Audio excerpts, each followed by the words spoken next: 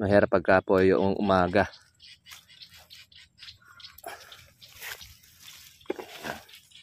Yan, kuhanan natin yung ating pong mga malalaking bunga.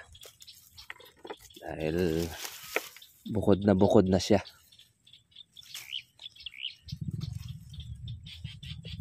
Yan, sarap pong pitasin. Malalaki po ang bunga. Sandali makaka1 kilo ka na.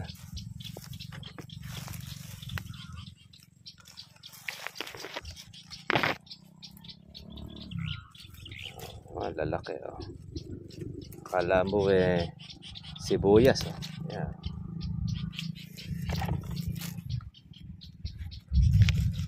Kukulog.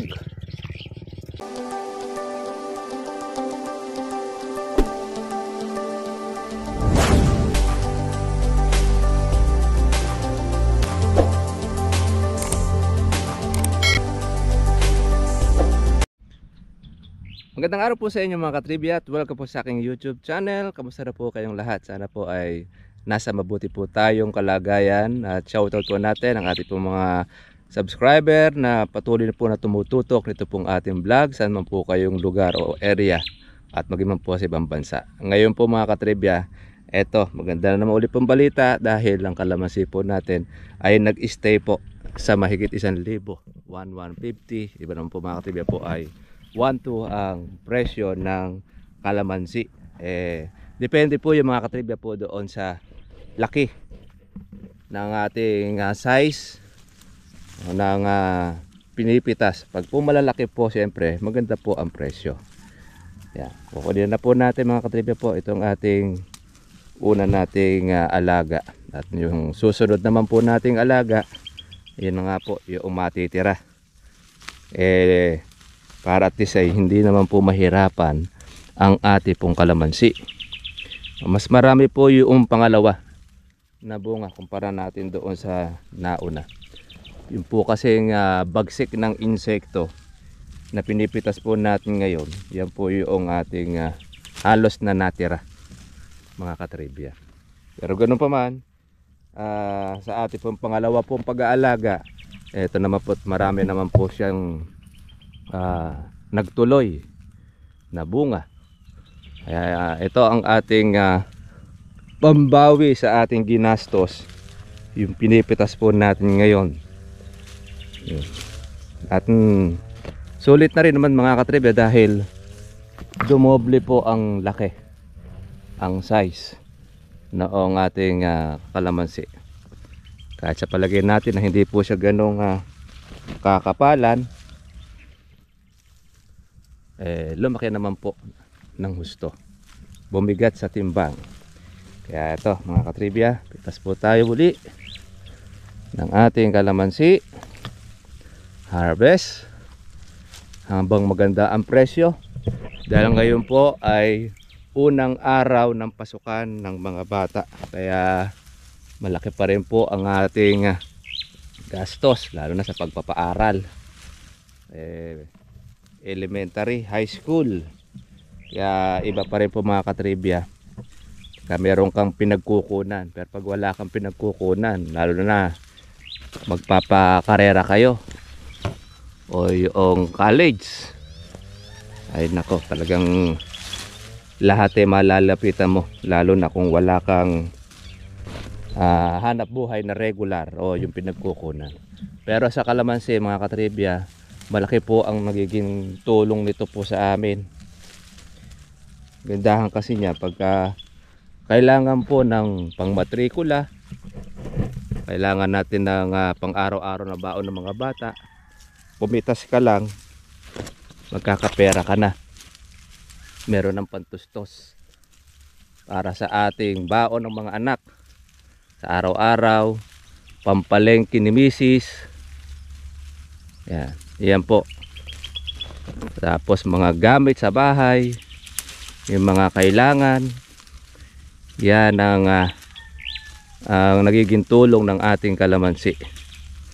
Kasi after po na mapitas po natin yung mga malalaki, meron ulit tayong pang sunod, pang next month naman.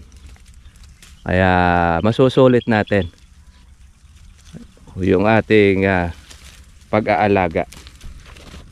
Kaya pagka meron kang inalagaan, meron kang inaasahan.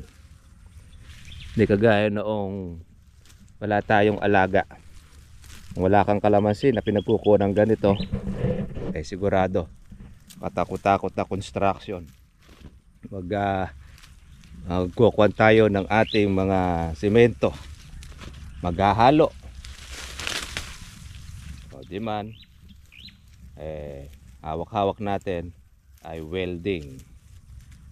Pero salamat at meron po tayong farm, meron tayong kalamansi na ating pong napagkukunan ng ating panggastos. Kaya yun po, share po namin sa inyo. Kung tayo ay magpupundar, ang maganda na maipundar ngayon, lupa.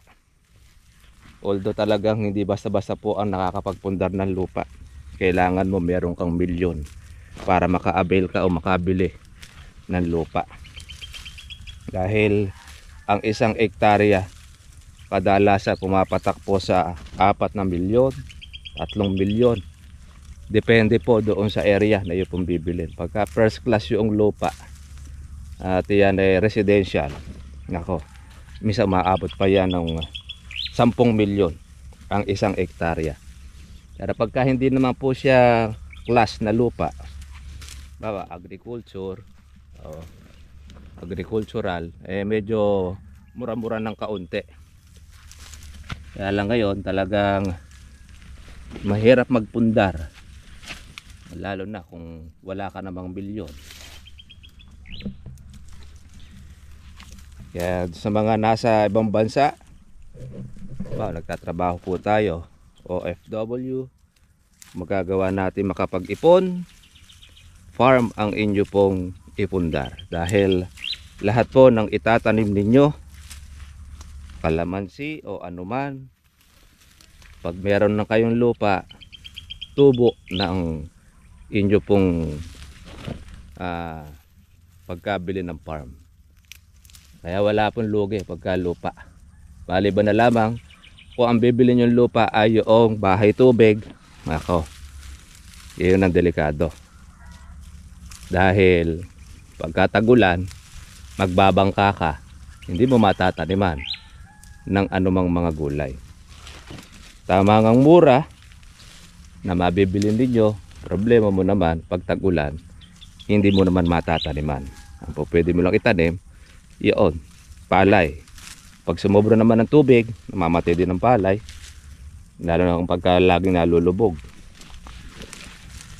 Kaya yun po ang masasabi lang natin sa ating po mga katribya. Pag magpupundar, tingnan nyo rin po yung inyong ipupundar na lupa. Siyempre una, kailangan yung daan. Mamaya, bibili po tayo ng ating lupa, wala tayong right of way. Ang mangyayari dyan, mag-aarkila ka ng helicopter para tayo makadaan sa inyong properties. Pag inaway ka ng kapitbahay mo, hindi ka na pararaanin. Merong hindi nagustuhan sa iyo, ganun po ang mangyayari. Kaya mas maganda, yan ang una-una nating hanapin, daan, tapos kompleto ng papel, at wala pong kung questionable sa bangko, dapat matrace mo yon kung ano yung problema. Mamaya nakasanla pala sa bangko yung inyong properties na bibilin. Pag nabili nyo na, tsaka dumarating na ngayon yung sheriff at ililit na pala yung lupa nyong nabili. Kaya sakit ng ulo. Kaya yun po ang ating masasabi sa ating mga ka-farmers.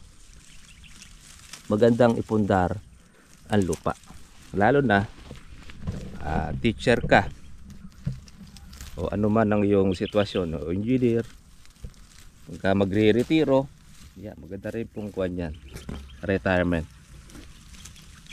Gandahan yan, nalilibang pa tayo. Tayo po yung magpa-farm, exercise, nagagawa natin po yung ating gusto at saka tayo ang boss pagka po tayo ang merong farm. Pagka kasi mamamasukan ka, ang pinakasahod mo lang ay minsan minimum wage lang, 600, 700, hindi natataas yon. Hindi kagaya po rito sa atin sa farm. Sa kalamansi lalo na may jackpot. Pag maganda presyo, ay ilang red bag lang yung sahod mo, kuha mo na. Kaya lang syempre hindi naman permis, hindi kagaya po ng sahod permis siya. Kaya lang sa kalamansi may jackpot.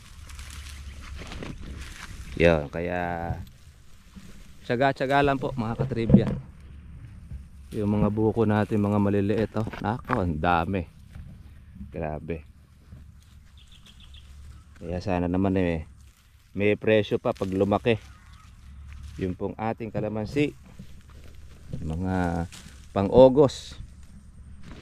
Kadalasan kasi yan na po yung pinaka babagsak ang presyo, August and September. Panahon na po kasi nila yan. Siyempre pagka tumutong na doon sa tamang panahon ng fruit trees, talaga mababa. Panahon ng pinya, bagsak ang presyo ng pinya. Panahon ng pakwan, bagsak ang presyo ng pakwan. Panahon ng kamatis, bagsak ang kamatis. Pero pag hindi niya panahon, mahal ang presyo, parang kalamansi. Buti nga ngayon mga katribya, nasa 1,1 at 1,000 or 1,2 yung presyo ng kalamansi natin. Kaya good na good pa rin. Yan po yung katamtamang presyo ng ating mga farmers. Kasi pagka bumaba na po kuminsan sa 1,000 ang kalamansi, matatamblay na po ang mga farmers. Ito kasi sa ating mga katribya, yung po mga kasabayan ng ating mga bulaklak na alaga noon, marami pong mga nasira. Kaya alam ko na tumagal po ang taas ng presyo ng kalamansi. Marami mga nalaglag. Kahit na inalagaan, in-spray, mga nalaglag po ang bunga ng kalamansi sa tindi ng insekto. Nung nakaraang nag-alaga tayo dahil biro mo February, uulan tapos hihinto, kaya mga insekto ay lumakas ang kanilang immune. Hindi na pinansin po yung mga gamot na ginamit natin dahil nahugasan. Pag sakto lang po yung gamit ninyo o yung budget para sa gamot, ayan, doon na nga po yun, nasisira ang bunga ng inyong kalamansi. Okay, pitas tayo. Kaya naikwento lang po natin kayo para at least meron kayong idea pagka kayo po ay magkakalamansi sa larangan po nito. Ngayon meron tayong subscriber na nagtanong, madalas po ba ang lugi sa kalamansi pagka siya daw ay magpapalit ng negosyo? Yun po yung tanong ng iba. Alam niyo po mga katribya, sa lahat po ng business, ano bang business yan, may lugi. Lalo na kung hindi mo po aasikasuhin, yung hindi mo siya aalagaan, may lugi dahil hindi mo mababawi ang iyo pong pinuhunan. Pero kung yan mga katribya ay inyo pong aalagaan pong mabuti ang kalamansi, mas lamang po ang kita kumpara mo doon sa lugi. Ang isang ikinalulugi lang mga katribya po ng ating kalamansi o yung ating mga farmers, halimbawa pitasin na yung kalamansi, nag-impide, naghintay ng presyo, pagkatapos sa halip na tumaas ang presyo bumaba pa, yon, nalulugi po yung magkakalamansi dahil dumadami na po ang reject na hindi po napipitas. Pero po pwede namang hindi sa ganon na malugi. Kaya lang syempre gusto rin ng iba magsapalaran para maging maganda kita. Pag na-tsempo mo kasi na maganda ang presyo at saka maganda po ang bunga ng kalamansi natin, doon jackpot. Kaya lang sasapalaran ka. Iba naman sigurista, di baling medyo maliit ang bunga, maganda naman po ang presyo. O yun, hindi po malulugi yun, kikita siya. Kaya lang kukunti lang din po yung kanyang mapipitas dahil magaan sa timbang yung bunga pagka bata pa. Pero pagka hihintayin mo na bumigat sa timbang o dumoble, maabutan mo yung baba. Ganun naman yung iba. Depende rin. Pag na-tsempo mo naman na tumaas ang kalamansi, nagmula sa mababa, at na-tsempo ang merong bunga kalamansi mo, swerte pa rin natin. Pagka naman sa mababa, at yun ay pinitas din natin, dumoble naman po ang laki ng inyong kalamansi. Maliban na lamang kung magiging reject. Pagka majority yung reject, ayun, doon na po yung which lang yung panggastos mo, bawi siya. Pero hindi naman ganun siyang luging-lugi. Tayo naman hindi naman tayo lugi dahil yung pansunod nito, yun na po ang ating kita. Yung pinipitas po natin ito mga katribya, yan naman po ang ginastos naman natin.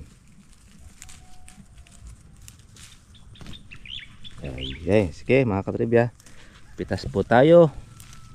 Magandang araw, happy farming po sa lahat, sa mga magbubukid, sa mga magmamangga. Ayan, ang mangga farming ngayon ay pahirapan po sila magpatuloy ng bunga. Nilalagyan na po ng plastic o nilalagyan na ng papel, binabalutan, tinutusok pa ng putakte. Tapos yun, konti ang nahaharvest ng mga magmamangga ngayon. Kaya kawawa po ang ating mango industry. Kasi isipin mo ang hatian 30, 70, 30 sa may mangga, 70 sa nagbomba, nag-alaga. Parang hindi siya justice. Hindi kagaya sa kalamansi 30, 70 or 25 or 20, 80 sa may-ari, 20 sa nagtrabaho. Yan naman ang advantage doon sa ating kalamansi. Kaya kami, yung dati naming mangga, amin na pong sinugi na, kinahoy na po natin dahil wala pong mangyayari. Baka po hindi tayo makapagtapos ng pag-aaral ng ating anak pagka doon sa mangga natin iaasa. Kasi ang mangga taunan, pagka nasira pa ang bunga, nalaglag, another year ka uli magtatanim, maghihintay. Kaya pansinin ninyo, marami pong mga manggahan ngayon ibinebenta na nila kasi hindi sila kumikita sa mangga, sa totoo lang. Bagamat mataas ang presyo ng mangga, di ka naman makapagpatuloy, sisira pa. Pagkatapos yun na nga. Sa kalamansi, bagamat mayroong mababa ang presyo, pero hindi sa lahabang panahon mababa ang presyo, meron siyang pagtaas. Kaya lang hindi naman sa habang panahon mga katribya na mataas ang presyo ng kalamansi. Kawawa naman po yung mga mahihirap dahil hindi na sila makakabili po ng kalamansi. Mga mayayaman na lang po makakabili. Kaya naman kailangan din natin na mayroong mababa rin presyo para naman yan sa mga masa, presyong masa. Okay, sige. Putas tayo. One hand. Ating putas.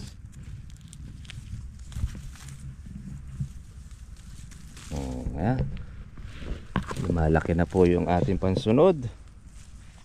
Hindi po buti nga kamot. Hindi po madalas po ngayon ang pag-uulan. Pero pabor naman po yan sa ating kalamansi. Tapasinin niyo po yung mga bunga ng kalamansi ngayon. Na mga saresa, gamais, mga buo, lahat. May sira man siya. Konti-konti. Kaya talagang babagsak ang presyo ng kalamansi. Dahil marami pong nagtuloy na bunga. Nag-alaga, hindi po siya nag-alaga. Maraming bunga kalamansi. Lalo na pag maganda ang puno. Batang bata.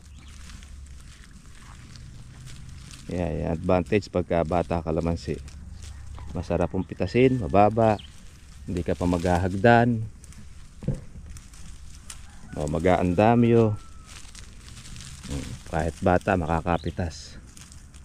Kahit maliit na tao may maaabot.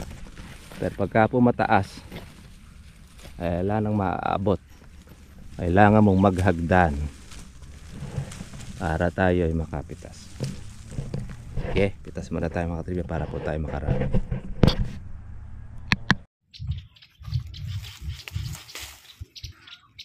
Umulan po mga katribya pong saglit. Ayan, kumukulog. Ito na lang po ay 1 kilo na lang po yung ating pinipitas para sa ating 2 red bag. Ayan. Kunti na lang. Hindi na tayong abutan pa ng ating ulan. Kaya pala ngayon napakainit. Dahil uulan pala. Kaya delikado mga katribya po yan sa mga mayroong sabog na abono. Pagka po pipitas ng umuulan, kadalasan po ay yung pong luto. Kakaroon po ng patsi. Pero pagka sa hapon naman umulan, okay lang. Mahirap pagka po yung umaga.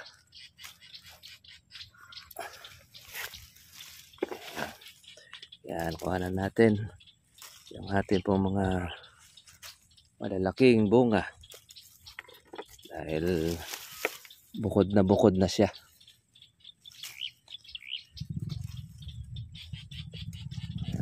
Sarap pong pitasin. Malalaki po ang bunga. Sandali makaka 1 kilo ka na.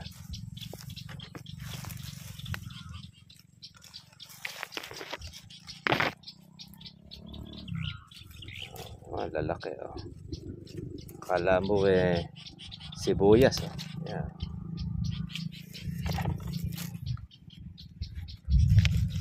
Kukulog. Pwede mo rin kurutin mga katribya pagka pumakunat.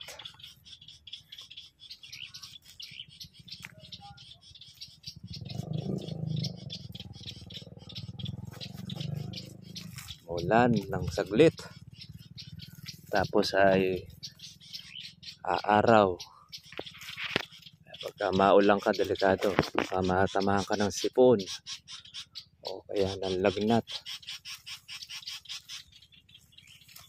Di baling palipasin mo na ang ulan.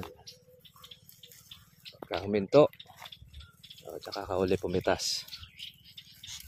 Katribya.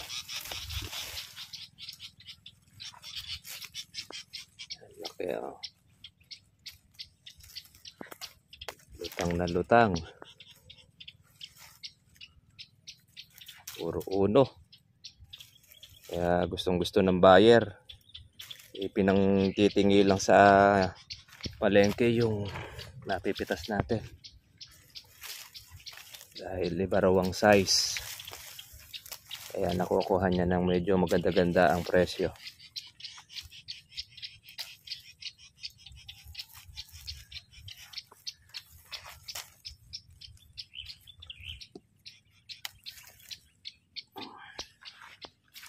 Yan, mahigit ng 1 kilo to. Yan, mga katribya.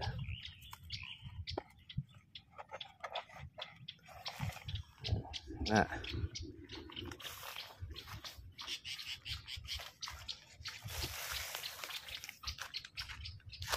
Buhay na rin ng mga damo. Kaya spray na natin mga katripya. Paano mga farmers? Kita-kita lang po tayo po bukas at tayo ay naka dalawang red bag. Ito na yung ating pitas. Okay. Kamusta po sa lahat ng ating pong mga viewers. Basta tuloy-tuloy lang ang pag-aalaga. Ano man po ang presyo ang abutin, importante meron tayong napipitas, meron tayong palakihin.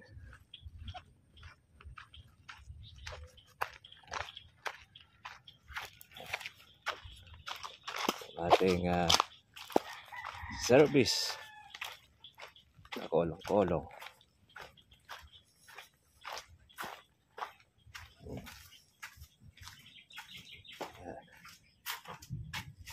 Na yung kuha natin.